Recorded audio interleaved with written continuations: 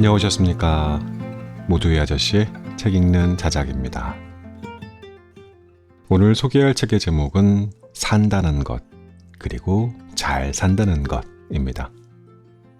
지은이 김태규, 더 메이커에서 펴냈습니다. 저자 소개하겠습니다. 2001년부터 자연순환 운명학 개인 연구실을 운영하고 있으며 인터넷 신문 프레시안의 김태규의 명리학 코너에 글을 연재하면서 정치, 경제, 사회, 문화 전반에 걸쳐 깊은 통찰을 보여준 바 있다. 2009년부터 지금까지 블로그 히히랑락 호호당을 운영하며 글, 그림, 사진 등으로 세상과 소통하고 있다. 또한 자연순환 운명학 교실, 고전 강독 교실, 역사 교실 등을 운영하며 자연의 순환, 인생의 순환 등에 대해 강의하고 있다. 이처럼 저자는 운명에 대해 연구하며 상담, 글, 그림, 사진, 강연 등으로 세상, 사람, 운명 이야기를 엮어가고 있다. 최근에는 2차례의 그림 전시회를 개최하며 화가로도 활동하고 있다. 동서고금을 넘나드는 해박한 지식과 수많은 사람의 생생한 살아가는 이야기를 바탕으로 엮어내는 그의 활동은 많은 이들에게 지적 즐거움과 통찰, 그리고 위로를 선사하고 있다. 네, 저는 명리학에 대해서는 정말 아는 게 하나도 없었고 들은 바도 없었고 그래서 어려운 책이면 어떡하지? 하고 읽기 시작했는데요. 전혀요. 제가 그동안 읽었던 어떤 책들보다 쉬웠고 재미있었어요. 처음 접했던 운명학에 대한 식견을 쌓을 수 있어서 또 아주 좋은 시간이었습니다. 본문 가운데에서 몇 챕터 골라봤습니다. 오늘도 끝까지 함께해 주십시오.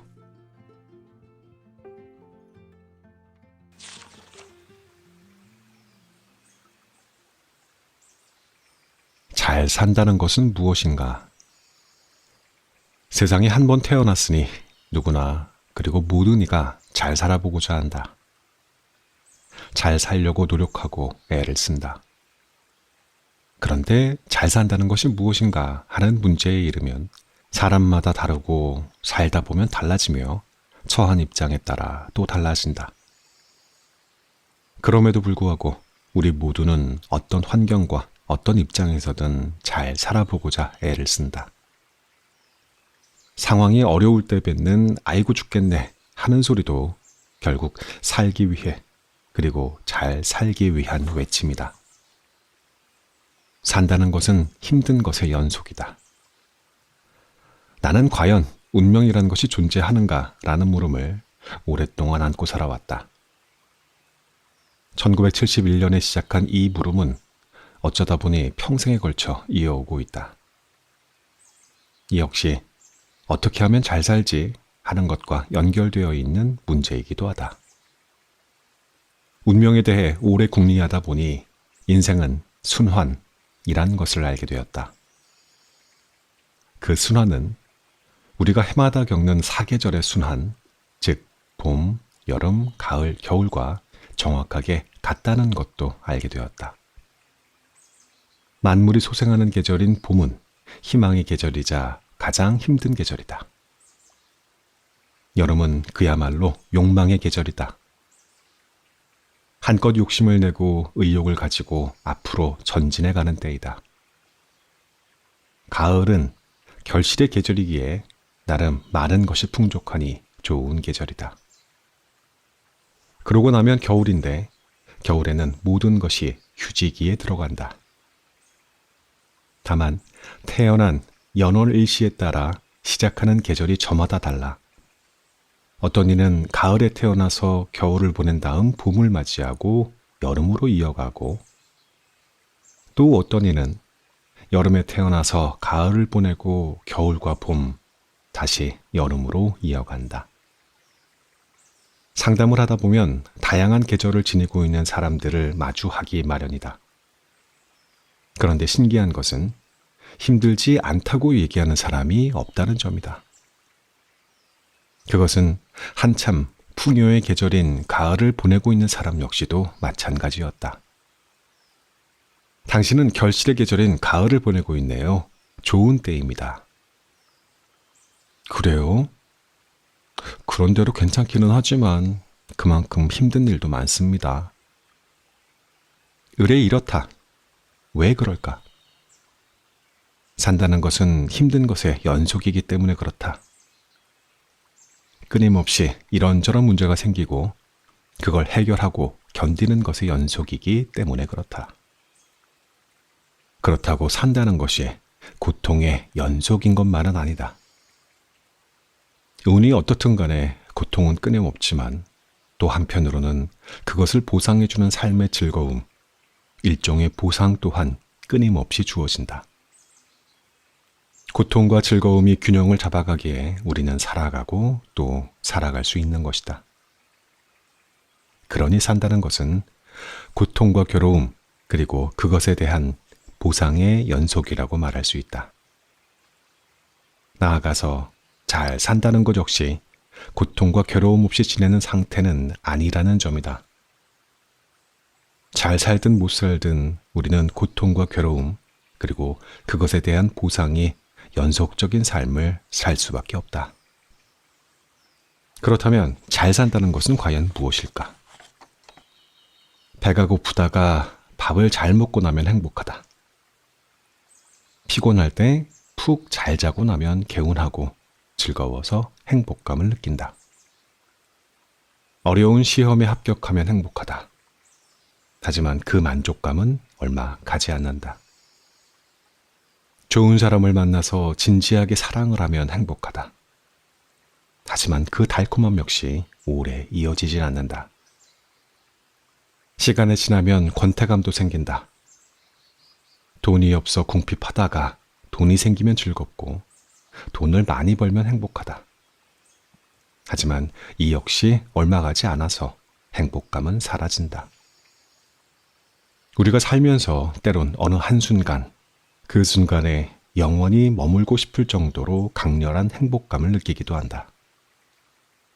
물론 지나간다. 시간은 흐르기 마련이고 강렬한 행복감도 시간의 흐름과 함께 소멸된다. 뭐든 그렇다. 결국 우리는 행복한 상태에 지속적으로 머물 수가 없다. 우리는 기본적으로 행복 또는 행복한 상태에 머물 수 없도록 만들어져 있기에 그렇다. 즉, 행복은 지속될 수도 없고 또 행복의 지속을 추구하는 것이 잘 사는 것은 아니라는 얘기다. 잘 산다는 것, 더 줄여서 산다는 것과 행복하게 사는 것은 다른 얘기다. 그렇다면 잘 산다는 것은 과연 무엇인가? 우리 모두 한 번 태어나서 한 번 산다. 모두가 인생의 초행길이다. 그러니 어떻게 살아야 할까요? 잘 산다는 게 뭘까요? 같은 질문에 이렇다라고 자신 있게 말할 수 있는 사람은 없다. 나 호호당 역시 마찬가지다. 다만 나는 운명에 대해서 오랫동안 연구해 오면서 통찰을 쌓아왔고 그리고 그 과정에서 수많은 사람들을 만나며 인생 이야기를 쌓아왔다. 그래서 산다는 것에 대해 할 얘기가 좀 있다고 말해도 되겠다.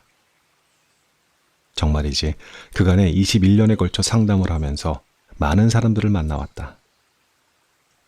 수많은 운명 사례와 다양한 입장과 처지, 어려움을 듣고 판단도 해주고 조언도 해주는 과정에서 들은 사연이 엄청나게 많다. 그분들이 실은 나에게 산다는 것, 그리고 잘 산다는 것이 무엇인지에 대해 일러주었다. 이 책에서 나는 그분들의 이야기를 나누어 보려고 한다. 그러면서 산다는 것, 그리고 잘 산다는 것에 대해서도 말해보려 한다.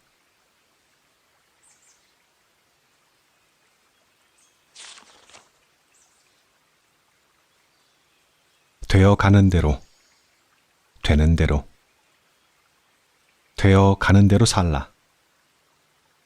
이는 내가 운명의 숨겨진 이치에 대해 45년에 걸쳐 연구하고 검증한 결과 얻은 결론이다. 이 말은 나의 좌우명이기도 하다. 다만 이 말에 대해 약간의 설명이 필요할 것 같다. 되어 가는 대로 살라고 하면 피동적 혹은 수동적 느낌을 받을 수 있기 때문이다. 그러나 이는 선입견일 뿐 수동적인 태도와는 아무런 상관이 없다. 나름의 어떤 뜻을 품고 강한 의지로 그것을 이루기 위해 열심히 노력하는 것은 인생에서 대단히 중요하다. 여기 산으로 사냥을 떠난 포수가 있다고 하자. 당초 생각은 노루를 몇 마리 잡아올 생각이었는데 뜻하지 않게 호랑이를 만나서 죽기 살기로 싸운 결과 호랑이를 잡게 되었고 그 바람에 전설의 포수가 될 수도 있겠다.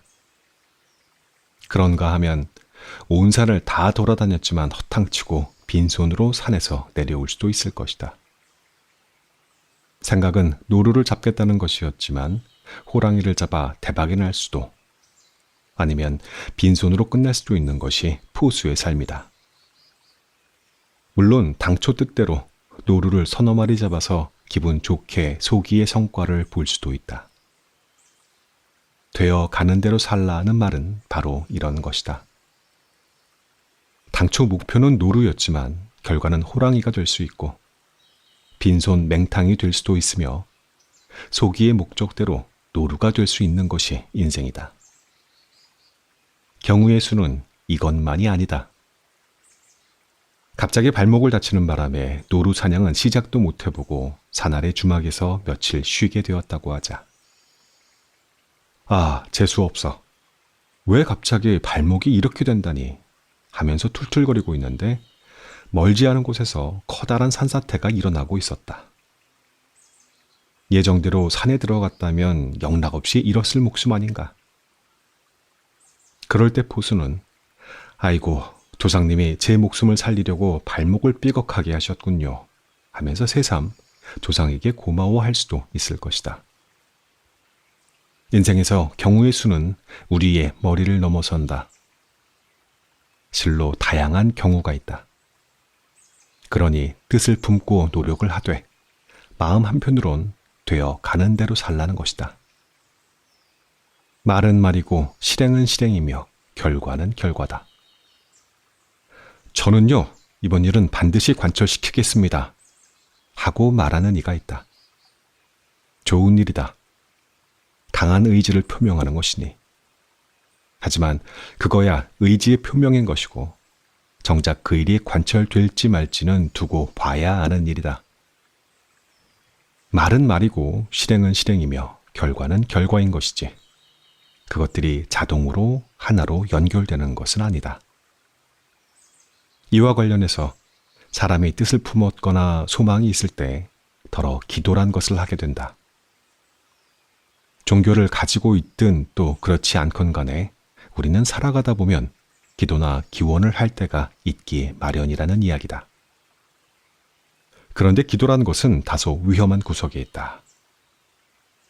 열심히 기도했건만 바라는 바가 이루어지지 않으면 서운한 생각이 들기도 하고 때론 더 나아가 기도했던 대상을 원망하게 될 수도 있기 때문이다. 반드시 응답을 주신다고 들었는데 이게 뭐야? 기도하고 또 기도하기를 무수히 반복했는데 아무런 반응이 없잖아 하고 말이다. 그렇기에 앞서 했던 말에 조금 더 말을 보탠다. 말은 말이고 기도는 기도이며 실행은 실행이며 결과는 결과인 것이지.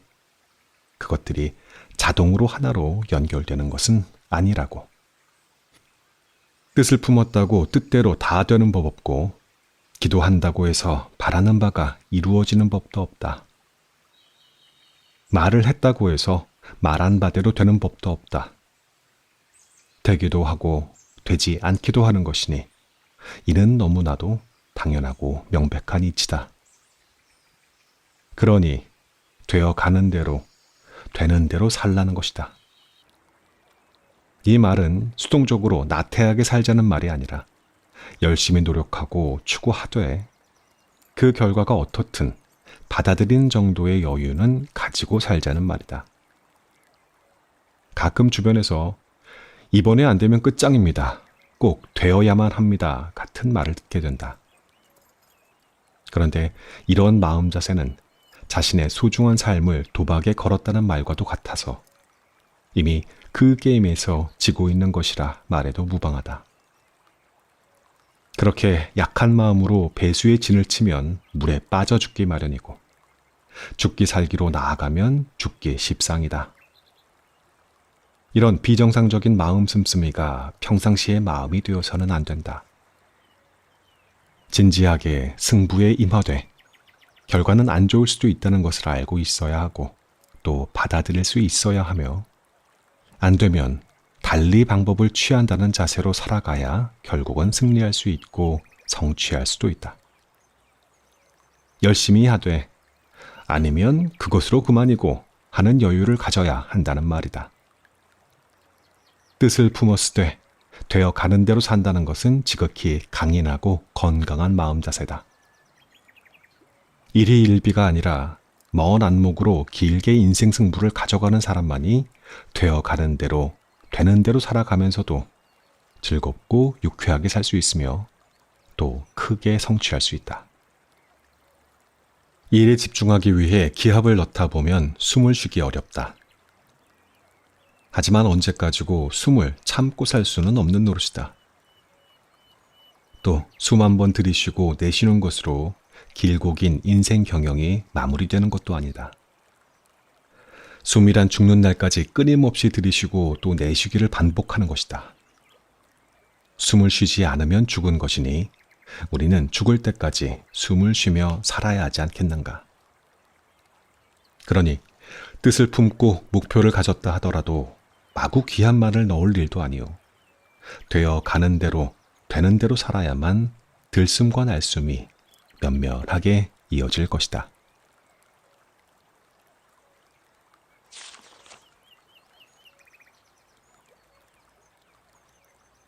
인연, 만남과 헤어짐의 운명학. 한때는 서로가 서로의 분신이라 할 만큼 좋은 사이였는데 지금은 최악의 관계가 되었으니 어떻게 하면 좋을지 모르겠어요. 2, 3년 간격으로 찾아와 일을 물어보곤 하는 분의 가슴 아픈 토로다. 이성 간의 사랑은 아니고 함께 일하던 사이였다. 다만 두 사람의 관계가 대단히 각별했던 것이다. 두 사람이 처음 알게 된 경위와 때를 물어보고 두 사람의 생년월일을 살펴보니 어떤 사정인지 10분 이해할 수 있었다. 두 사람이 어렵게 된 사정과 이유에 대해 얘기를 해줬지만 충분히 설명해 주기는 어려웠다. 왜 처음의 감정은 소모되고 변해가는가? 먼저 얘기할 것은 사람의 감정이란 것 역시 소모되는 것이란 점이다. 한계 효용 체감의 법칙이 작용한다는 말이다. 왜 소모된다고 말하는가? 그 까닭은 우리가 매일매일의 시간 속에서 조금씩이나마 늘 변해가기 때문이다. 생각이 변하고 사상이 변해간다. 사람을 만나다 보면 저도 모르게 영향을 주고받으며 또 변해간다. 생리적으로도 화학적 조성도 늘 변해가고 있으니 당연히 사람의 감정도 변해간다. 처음 만났을 때의 감정 역시 시간과 함께 변해간다. 왜 처음의 감정은 소모되고 변해가는가? 이를 달리 말하면 저마다의 길이 다르기 때문이다. 인생 항로라는 말이 있다. 우리 저마다의 삶이 마치 배나 비행기가 항해하는 것과 같다는 표현이다. 인생 여정이라는 말도 비슷한 말이다. 저마다의 여정과 항로가 있는 까닭에 두 사람이 평생을 함께하는 경우는 사실 대단히 드물다. 평생을 함께하는 것이 오히려 예외라 하겠다. 수십 년 된 부부도 황혼 이혼을 하듯이 한 사람이 서울을 떠나 동쪽으로 길을 가고 있었다. 조금 가다가 같은 방향으로 걷고 있는 사람을 만났다. 서로 말문을 트고 얘기를 나누다 보니 두 사람 모두 동쪽으로 가고 있음을 알게 되었다. 그래서 길동무도 할 겸 함께 길을 가기로 했다. 두 사람은 얘기도 나누고 식사도 같이 하고 숙박도 같이 하면서 즐겁게 길을 갔다. 그런데 며칠을 가다 보니 한 사람은 강릉으로 가는 길이었고 다른 한 사람은 봉화행인 것을 알게 되었다. 두 사람의 목적지가 다르다는 것을 알게 되었으면 마땅히 원주 외곽에 이르러선 갈라서야 한다. 당연히 그래야 한다.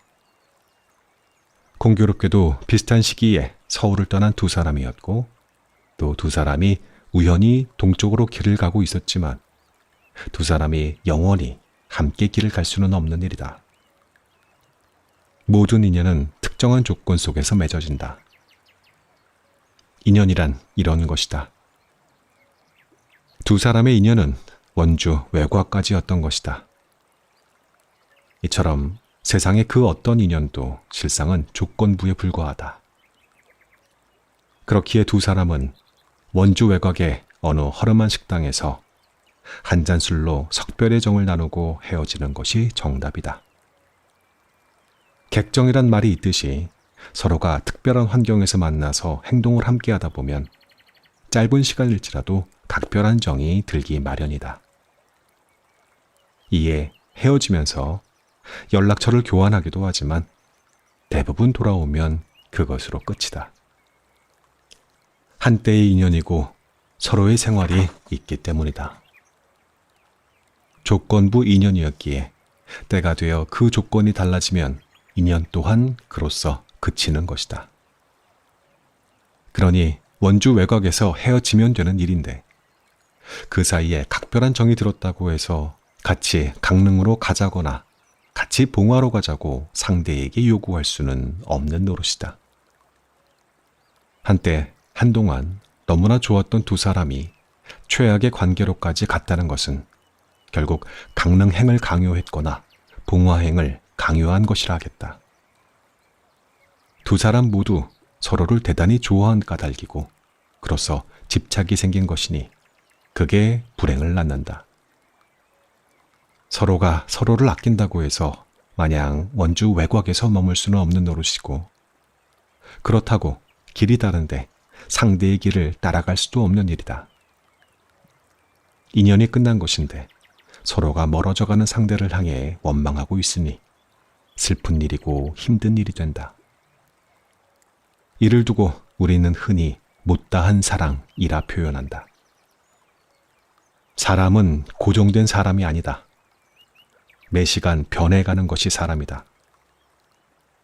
젊어서의 열정은 나이가 들면서 어느새 사라지고 세상을 보던 눈도 어느새 달라져 있다. 내 눈에 그토록 아름답던 사람도 세월이 흘러가면서 변해가고 내 마음도 변해간다.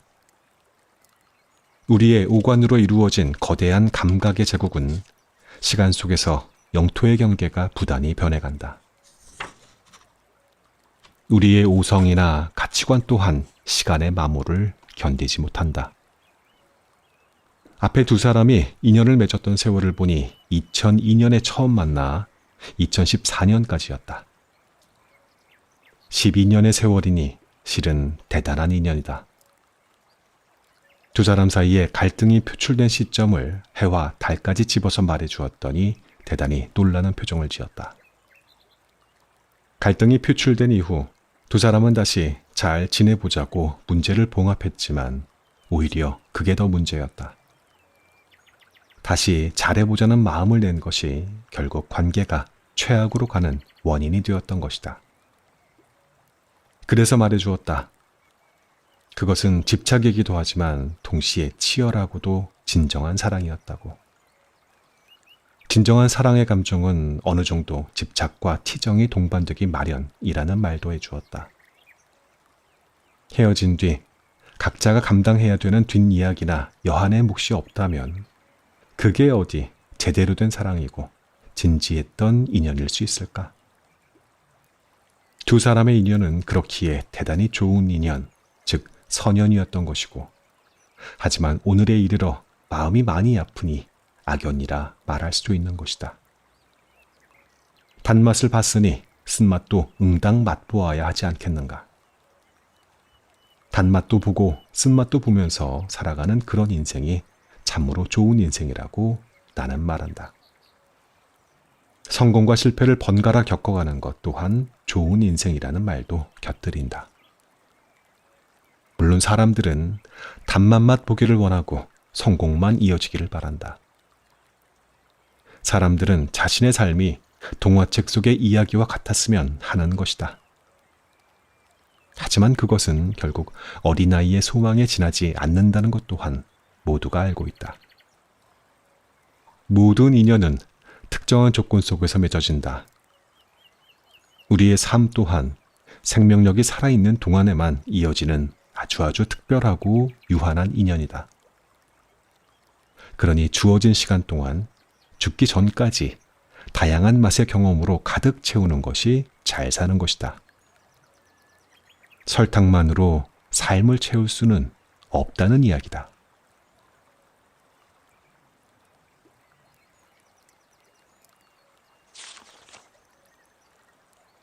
뻐꾸기 우는 사연, 산다는 것에 대해서.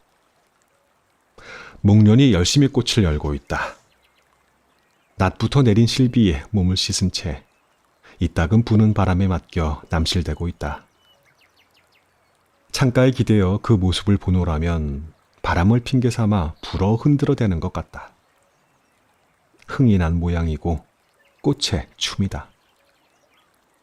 이제 열흘 정도 지나면 벚꽃 물결이 실 것이고 비탈진 솔밭 그늘엔 연분홍 안개가 서릴 것이니 그건 진달래꽃이다. 그렇게 봄은 무르익어 갈 것이다. 생각은 늘 앞서간다. 이제 막 완연한 봄으로 들어서고 있건만 벌써 여름이 생각나니 말이다. 봄과 여름을 오가다 문득 질문 하나가 떠오른다. 봄과 여름을 경계 짓는 것이 무엇인 줄 아는가? 답은 간단하다. 어느 날 문득 뻐꾸기 소리가 귓전에 들려오면 그게 여름이다. 여름은 먼 산 뻐꾸기 울음소리로 시작된다. 그러고 나면 곧 들녘에서 하얀 찔레꽃을 볼 수 있다. 나는 뻐꾸기가 울면 여름이라는 사실을 50 초반까지도 모르고 살았다.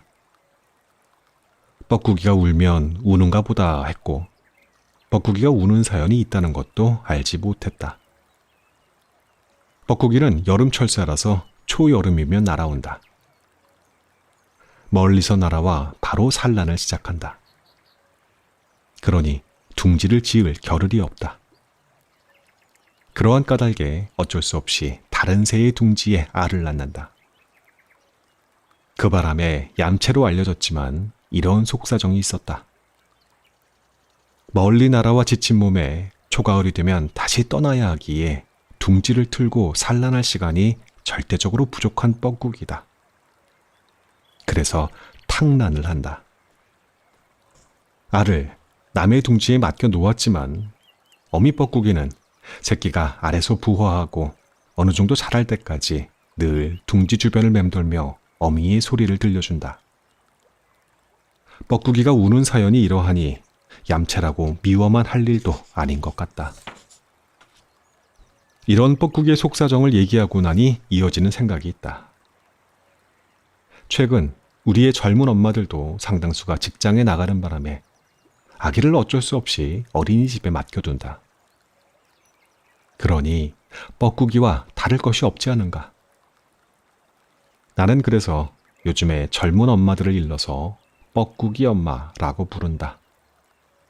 딱하구나 싶다. 사람이나 동물이나 그리고 아무 소리를 내지 못하는 식물이나 살아가는 일이 여간 고달프지 않다. 큰 눈으로 보면 모두 딱하구나 싶다.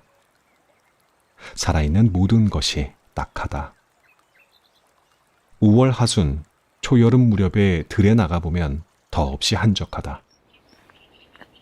진록이 다 나오고 산들바람이 불어 몸과 마음이 참으로 가볍다. 하지만 조금만 더 가까이 그 안을 들여다보면 산과 들 그리고 개천 어디에서도 살아가고 이어가기 위해 조금치도 양보가 없는 투쟁이 진행되고 있다.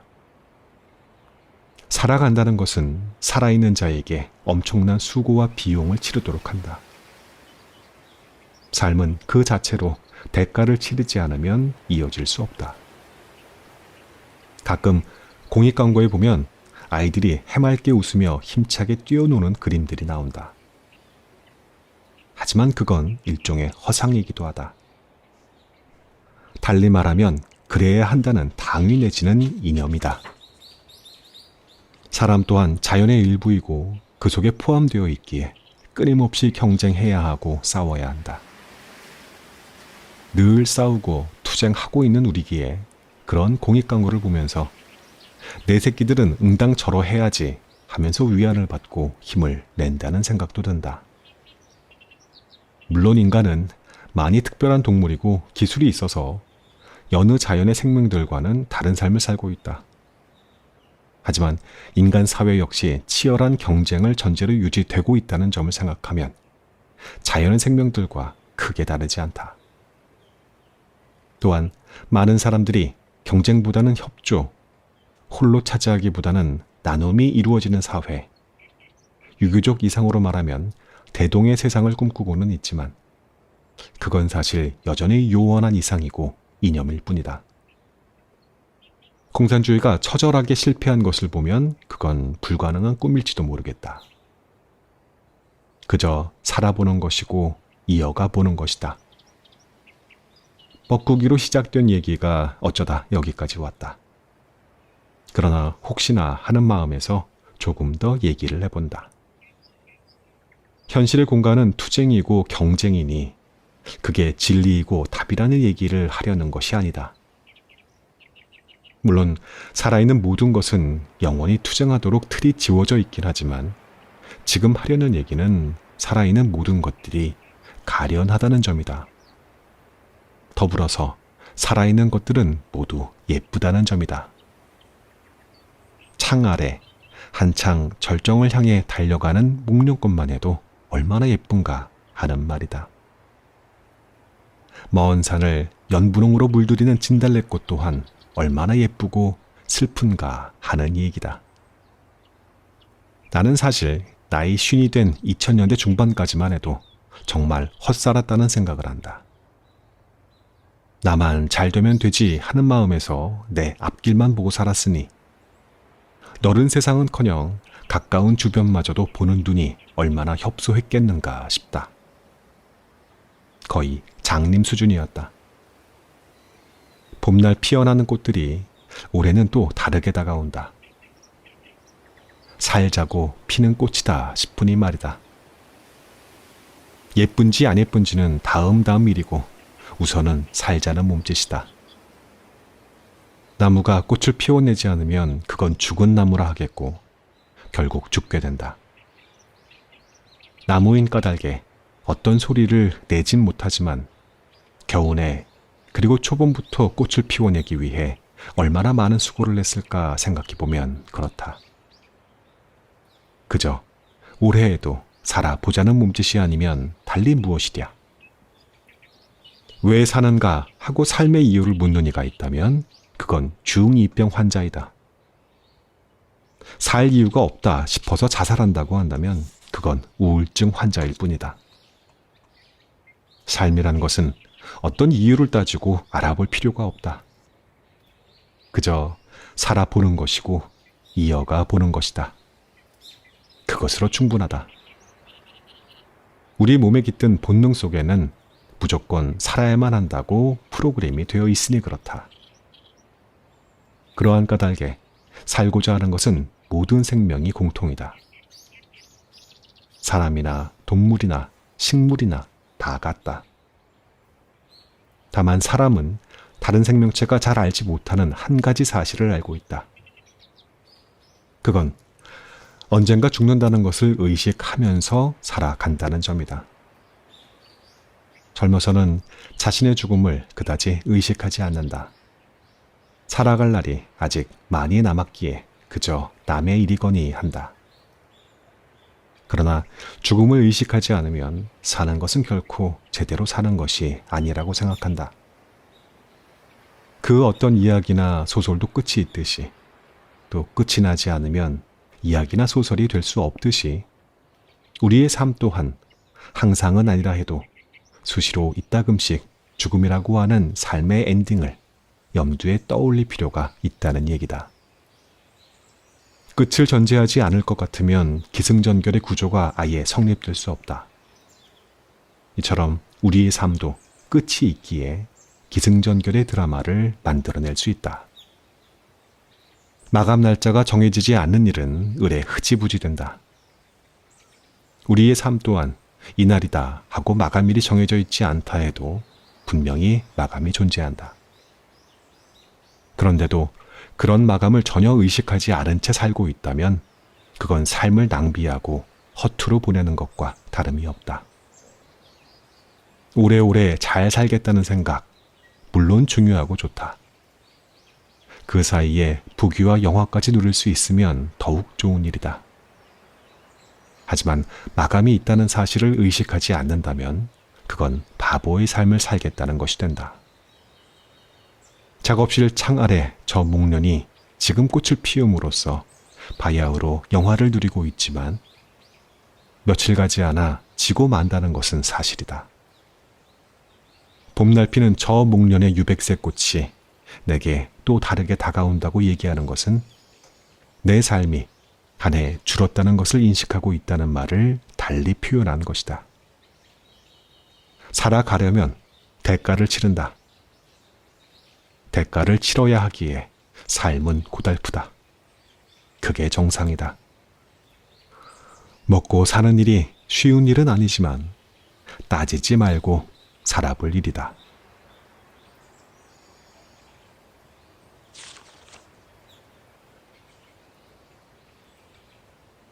나는 욕망한다. 고로 고생한다. 왜 우리는 늘 고생을 겪어야 하는 것일까? 행복했던 기억은 별로 많지 않다. 다만 어떤 순간을 기다렸기에 포기할 수 없었다. 선수 생활 17, 18년 중에서 힘겨웠던 기억이 8에서 90%였다. 피겨 여왕 김연아가 한 인터뷰에서 털어놓은 그간의 소회이다. 절로 입가에 미소가 그려진다. 그래, 세월이 좋아도 고생이고 세월이 나빠도 고생이라는 생각. 흔히 사람들은 좋은 운세를 맞이하면 즐겁고 편할 것이라 생각한다. 그러나 보라, 김연아는 선수 생활 내내 대부분 고생이었다고 말하고 있지 않은가. 운이 좋아도 고생이고 운이 나빠도 고생인 것이 우리의 삶이다. 행복했던 기억 혹은 추억은 참으로 얼마 되지 않는다. 운이 좋을 땐 고생을 하지만 성취와 보람이 따르고 운이 좋지 않을 땐 나름 노력을 하고 고생을 해도 성취와 보람을 얻을 수 없다는 차이가 있을 뿐이다. 운과 관계없이 고생을 하는 것은 마찬가지라는 말이다.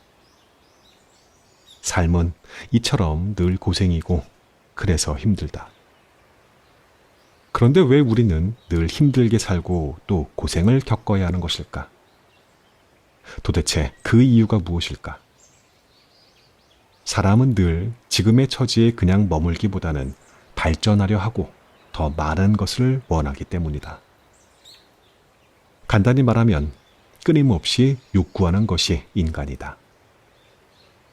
욕구하고 욕망하는 인간은 그 욕구와 욕망을 달성하기 위해 스스로를 부단히 힘들게 하기 마련이니 이를 두고 나는 고생이라 부른다. 욕망하기에 고생한다. 이게 우리 삶의 진정한 모습이다. 다만 운이 받쳐주면 덜어 성취하기도 하지만 운이 받쳐주지 않으면 성취할 수 없을 뿐이다.